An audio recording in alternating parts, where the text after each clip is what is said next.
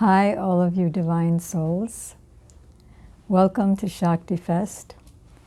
My name is Shamarani Dasi, and I want to give a shout out, thank you, to Sridhar and his fabulous team for holding this festival in spite of circumstances, and for inviting me to speak, giving me the opportunity to glorify Shakti. I'm going to glorify Shakti from the ancient Vedic literatures. They were extant millions of years ago, finally written down by Lord Krishna's literary incarnation, Vyasadeva, and 5,000 years ago. So he wrote many Vedic literatures, the Puranas, and Srimad Bhagavatam, and Bhagavad Gita. He dictated to his scribe, Ganesh. Perhaps some of you know Ganesh, the elephant-headed deity. And he wrote all about Shakti. Then, more recently, that is 500 years ago, our Goswamis of Vrindavan have written many, many books, and their descendants have written many, many books glorifying Param Shakti.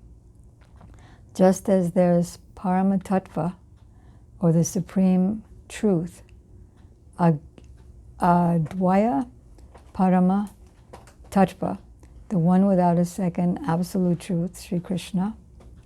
Similarly, there is the other side, the Shakti of Krishna. Krishna is called Shaktiman, which means he's the supreme powerful. But how can one be powerful if he doesn't have power?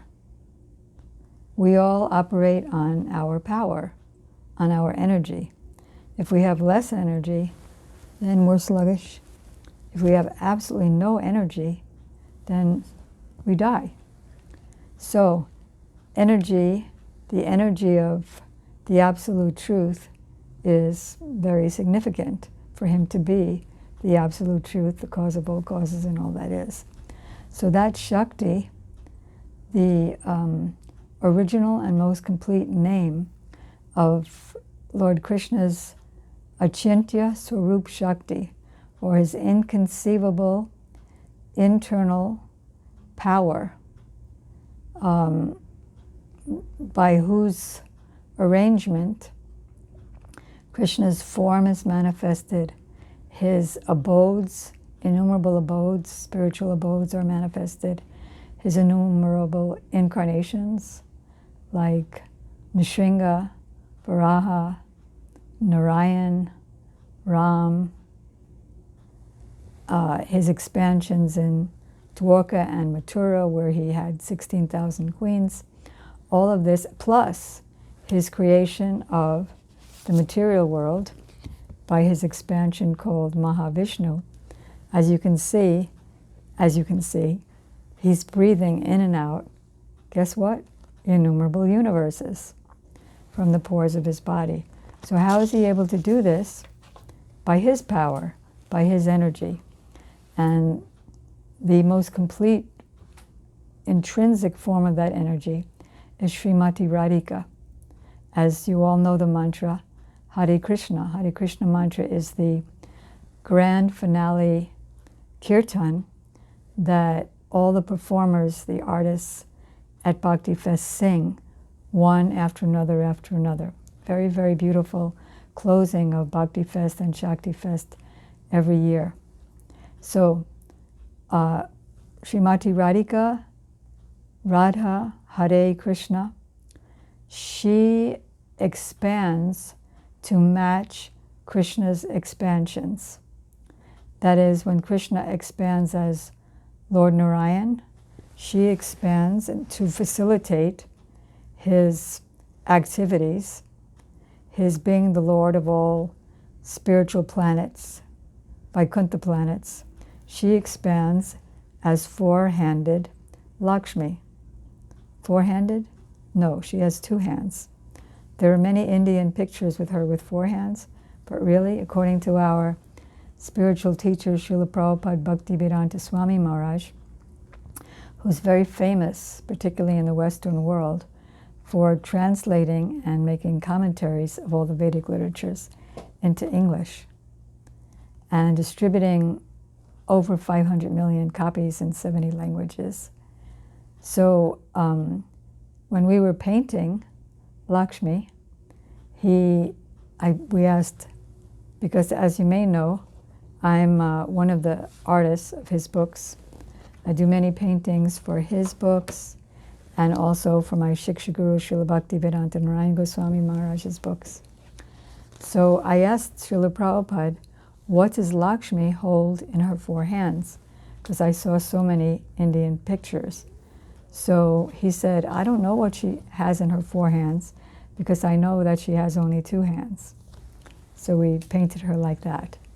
So Lakshmi, the consort of Narayan, Sita, the beautiful, famous, powerful Sita, although Lord Ram is known as the destroyer of the demon Ravana, and Ram is known for his pathetic, beautiful pastimes of separation and going, even though he's a king, going as a renunciate into the forest and killing millions and millions of demoniac forces. We know that he couldn't do anything without his shakti. And it's actually Sita's curse and Sita's will that Ram was able to perform all those miracles. So Sita is also a manifestation or expansion of Sri Radha. And then Krishna himself, his original abode is Vrindavan, the highest of all spiritual abodes. And one of his expanded abodes is called Dwarka, where he lives as a prince and has 16,000 queens and lives with them all simultaneously. And each one of them thinks that he's henpecked because he expands into 16,000 forms. So who are they? They're none but expansions of Srimati Radhika. And then Krishna also, as we see here, in his form as Mahavishnu, Krishna breathes out innumerable material universes. So who's going to be the superintendent of those universes? It's the power of Lord Vishnu, and that is the expansion of Radha called Maya Shakti, or the external, shadow, phenomenal, innumerable worlds. And Maya controls all the mundane universes.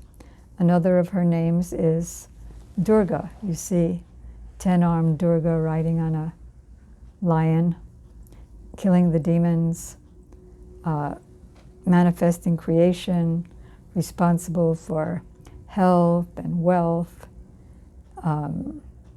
giving so many material benedictions that bind us to the material world. But Durga has another side to her. Durga is Mahamaya, or the illusory potency of this material world. And she is a shadow manifestation of Yogamaya. Yoga means, as you know, I think most of you are yogis. Yoga means to link or to add. So the real meaning of yoga is from which exercises emanate to make us peaceful so that we can meditate. But the real ultimate meaning of yoga is to connect or to add. Like how do I make a house?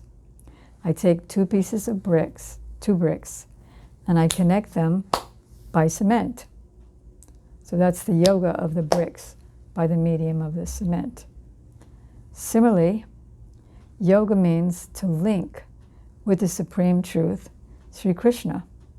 And the linking, the linking glue, so to speak, is love and affection or devotion. So Yogamaya is the power. When we talk about power, power is not like in the material world, power is like an impersonal thing. I had the power to do that. But everything about Krishna or the spiritual realm is that everything is a person.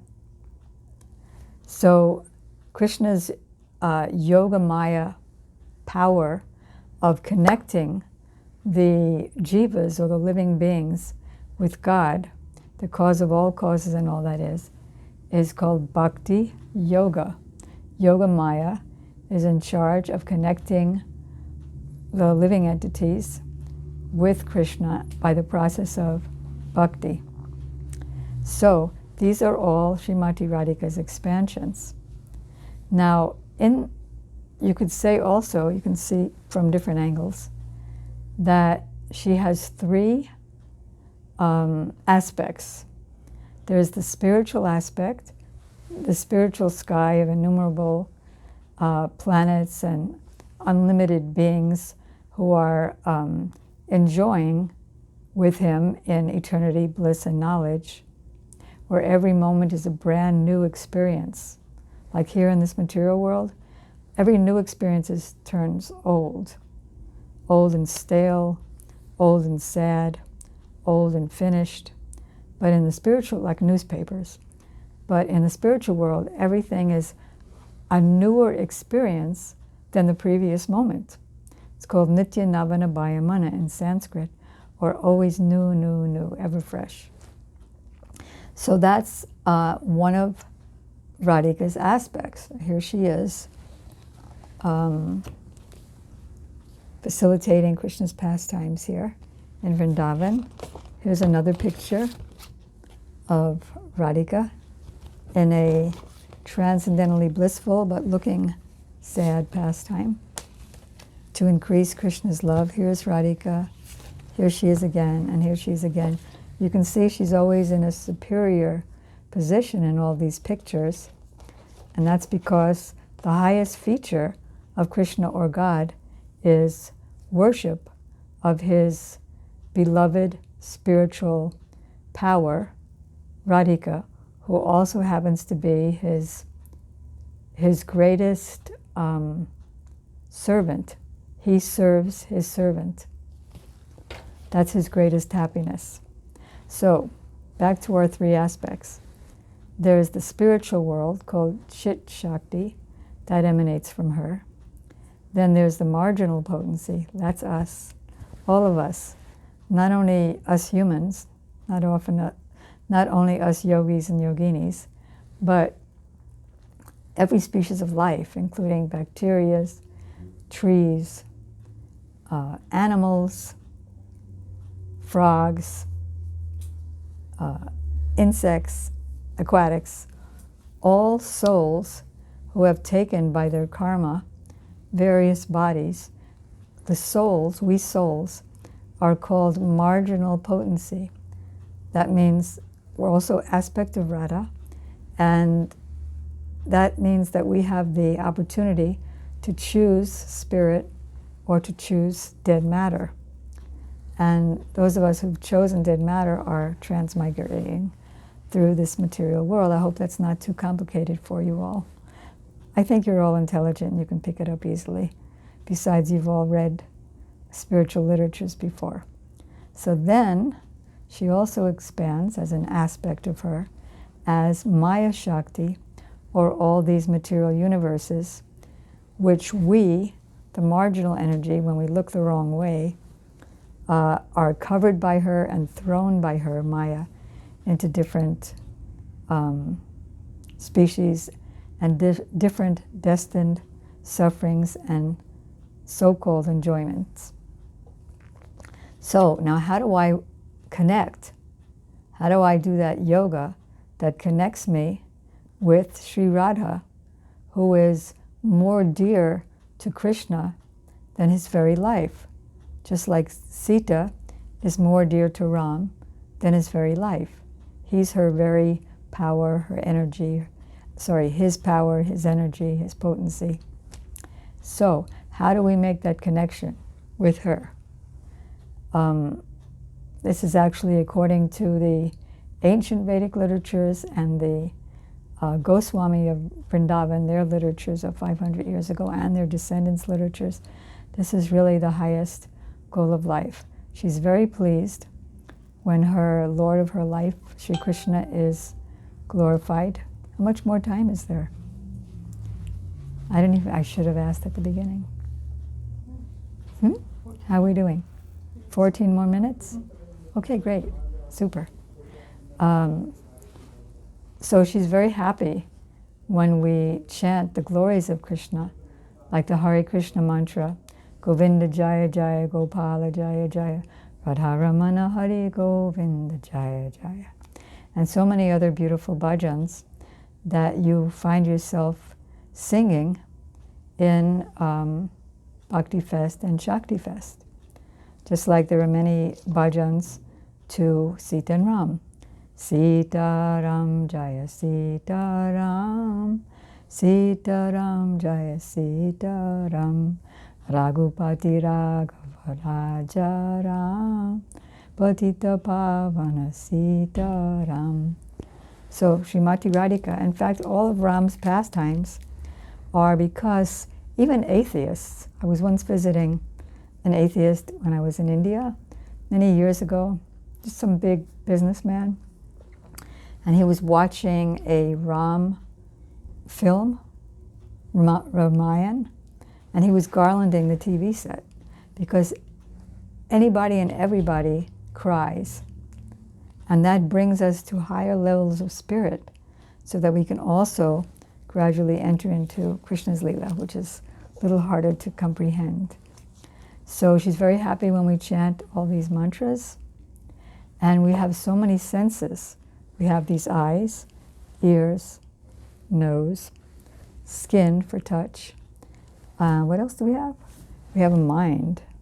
So when I engage all those, Hrishikena, Hrishikesha Sevanam, Bhaktir Uchate, bhakti, or devotion to that supreme soul of all souls, comes when, free from designations, we engage our senses in the service of the master of the senses. So the eyes, seeing beautiful pictures of Krishna, the ears, hearing his glories of Krishna, his incarnations and manifestations. What is the nature of this world? What is the nature of the jiva? What is the fundamental principle of guru? And then we have to eat too, because we have a tongue. So eating food that's first been offered to Krishna with devotion frees us from unwanted thoughts and habits. So remembering, hearing, and then remembering. And the legs going to places where bhakti is being discussed, spread, shared, like Bhaktifest and Shaktifest. So I want to show you, whenever we're at Bhaktifest and Shaktifest, we offer a deal that's what do you call it?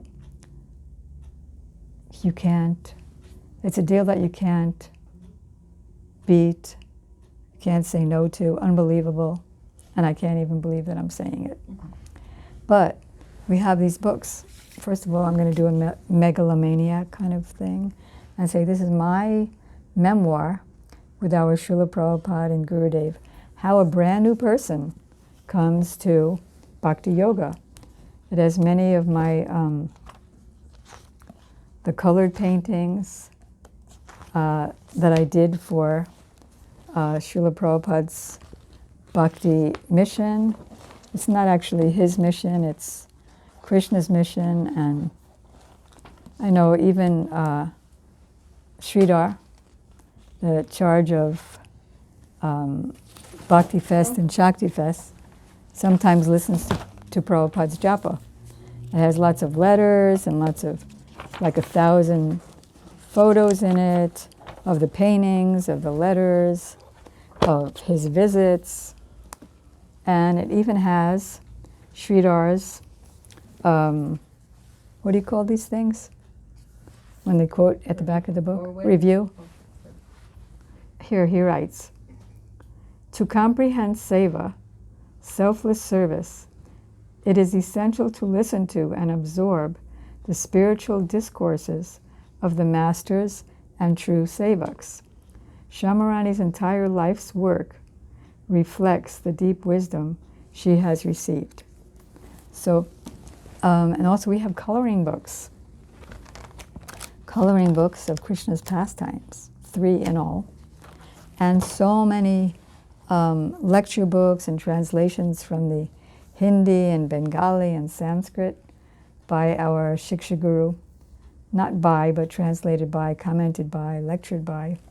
Hidden Path of Devotion, the Brahma Samhita, which is a fabulous treatise by none other than Lord Brahma himself, the first created being with 4 heads. Sometimes I see pictures of Lord Brahma on the stage at Bhaktifest and Shaktifest. And you're going to love this. It's really sensational. Saran wrapped into the book is this amazing map. Not an ordinary map, but a map of all existence. From top to bottom, from the highest spiritual realm to this material world. And Shiva Tattva, Lord Shiva's divine relationship with Krishna in many, many ways. Also lots of nice pictures in there. Damodarastakam, Krishna's childhood pastimes and the philosophy behind it. The Harinam Maha Mantra.